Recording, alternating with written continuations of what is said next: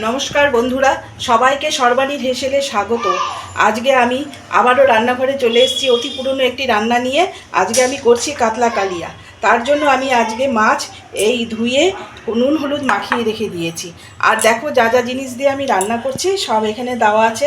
একটা গোটা পেঁয়াজ কুচি করে কাটা আছে, আর একটা পেঁয়াজ বেটে নিয়েছি, আদা রসুন বাটা আছে, টমেটো কুচানো আছে, কিশমিশ আছে, নুন মিষ্টি আছে, জিরের গুঁড়ো, ধনের গুঁড়ো আর হলুদের গুঁড়ো আছে। এখানে আমি নিয়েছি ফ্যাটানো টক দই, কাজু বাটা, আর এখানে আমি একটুখানি জিরে আগে বেটে রেখে দিয়েছি, রোস্টেড জিরে।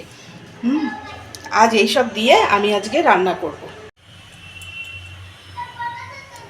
তেল গরম হয়ে গিয়েছে, আমি আস্তে আস্তে মাছগুলোকে ছেড়ে দিচ্ছি।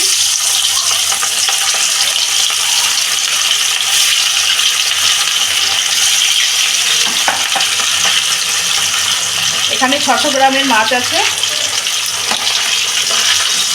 আস্তে আস্তে মাছগুলোকে আমি ভেজে নেব। মাছ একটু আস্তে আস্তে করে আমি উল্টে দিচ্ছি।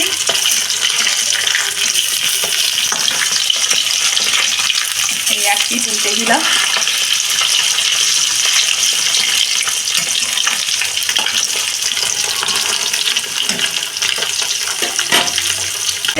এই একে একে মাছগুলো আমি বেটে তুলে দিচ্ছি। এই একই তেলে বাকি মাছটাও আমি আবার দিয়ে দেব। আমি আবারও যা মাছ আছে সব দিয়ে দিলাম।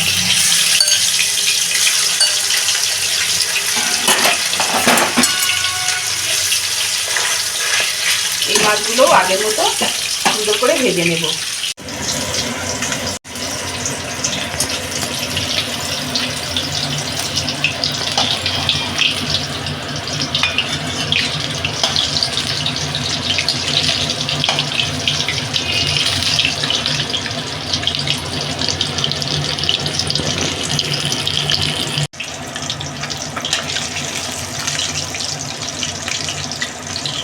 মাছগুলো ভাজা হয়ে গেল সুন্দর করে।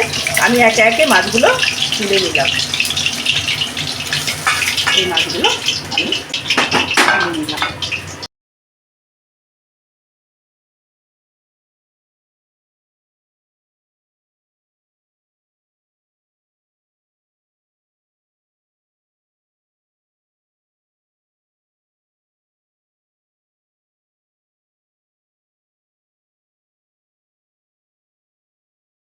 আমি এই তেলের মধ্যেই গোটা একটা তেজপাতা, গোটা গরম মশলা, দারচিনি, এলাচ আমি ফোড়নে দিয়ে দিলাম।